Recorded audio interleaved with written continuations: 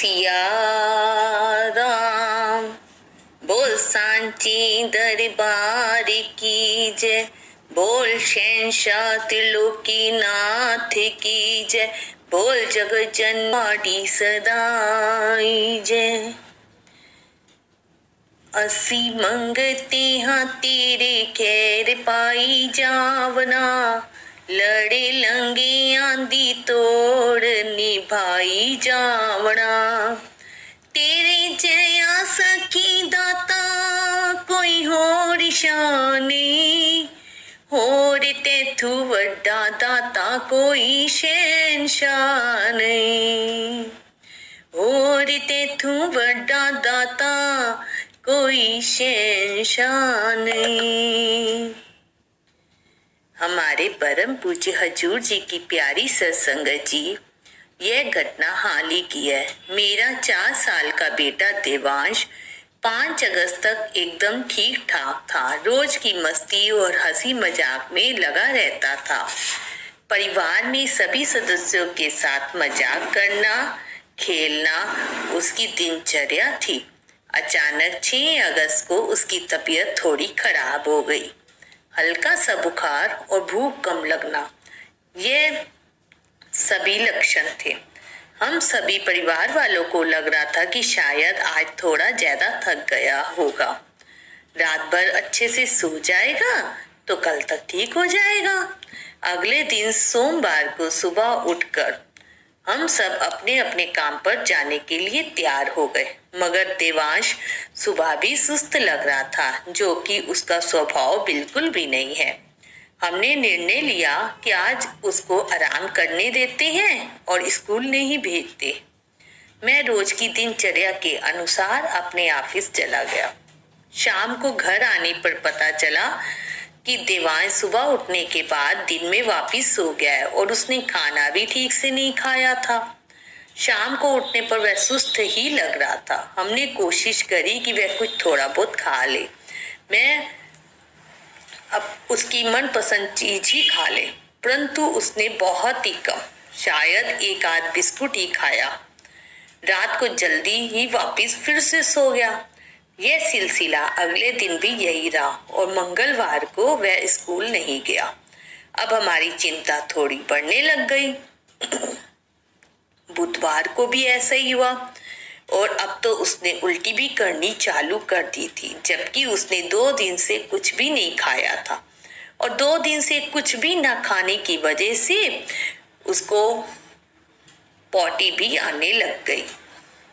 हमने उसके डॉक्टर से सलाह ली और उन्होंने कहा कि घबराओ मत, हो सकता है वायरल हो, आजकल बहुत फैला हुआ है। उन्होंने कहा कि उसे कुछ ना कुछ खिलाते रहना, जैसे कि जूस या ग्लूकोज। गुरुवार आ गया। देवांश की तबीयत में कोई सुधार नहीं था, बल्कि हालत और बिगड़ रही थी। उसको रात 2-3 बार उल्टियां आई। हमें लग रहा था कि देवांश को हॉस्पिटल ले जाना पड़ेगा, क्योंकि 4 दिन से उसने कुछ नहीं खाया था।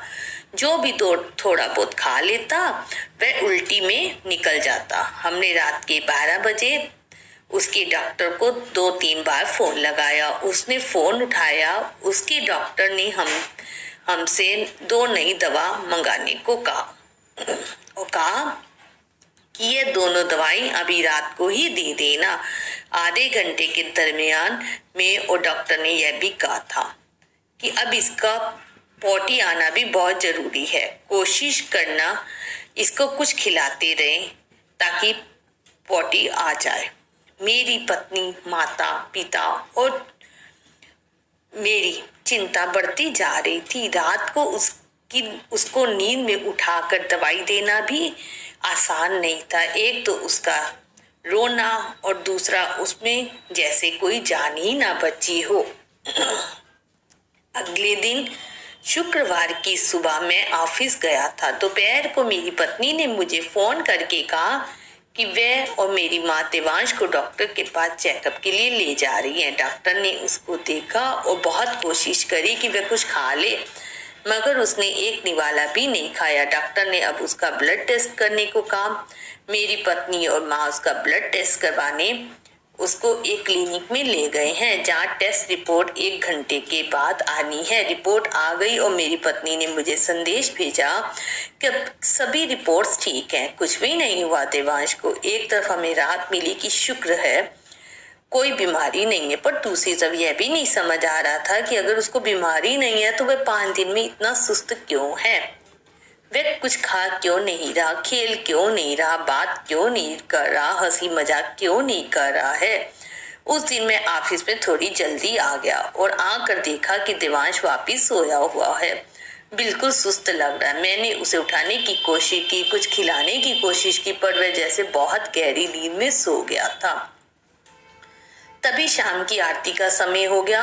मेरी माँ हमारे घर में परम पूज्य हजूर जी के दरबार में आरती करने लगी। मैंने देवांश को दोनों हाथों में उठाया, वह मेरे हाथों में लेटा हुआ था। मैं उसे दरबार के आगे आरती के लिए लेकर खड़ा रहा और जैसे ही आरती खत्म हुई मैंने उसका माथा परम पूज्य हजूर शहंशाह त्रिलोकीनाथ गरीब निवाज के चरणों में टिका दिया और कुछ समय तक वहीं खड़ा रहा। मेरे मन में भी मन अरदास करे कि हे सच्चे पातशाह, अब आप ही हो जो इसको ठीक कर सकते हैं, आपके सिवा कोई नहीं है।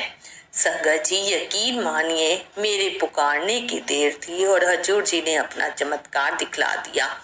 देवांश एकदम से झटके में उठा और जोर से बोला, पापा।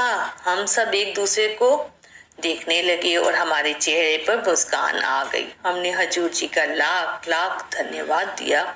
इसके बाद मैंने देवांश से पूछा कि क्या उसको भूख लग रही है, कुछ खाना चाहेगा। उसने कहा मैं दूध और टोस्ट खाऊंगा। ये सुनकर हम सब मुस्कुराने लगे क्योंकि यह उसका मनपसंद खाना था। यही खाना उसने हमसे पिछले 5 दिन तक नहीं खाया, जबकि हम पूछते रहे पर वो मना ही करता रहा। दूध टोस्ट खाने पर उसकी जान में जान आई और वह पहले की तरह थोड़ी बात करने लगा। हम सब बैठे थे, इतने में देवांश उठकर अपने आप रूम में चला गया। मेरी बेटी उसके पीछे पीछे गई और आकर हम सब को हंसते हुए बोली कि देवांश पोटी कर रहा है। हम सब ने हजूर जी का फिर से बहुत बहुत शुक्रिया किया। जो काम 5 दिन में नहीं हो रहा था अब ऐसे आराम से हो गया जैसे कि उसको कुछ हुआ ही नहीं है। उस शाम से देवांश बिल्कुल ठीक और तंदुरुस्त है। सिर्फ और सिर्फ हमारे परम पूज्य हजूर करुणा निधान जी की रहमत है।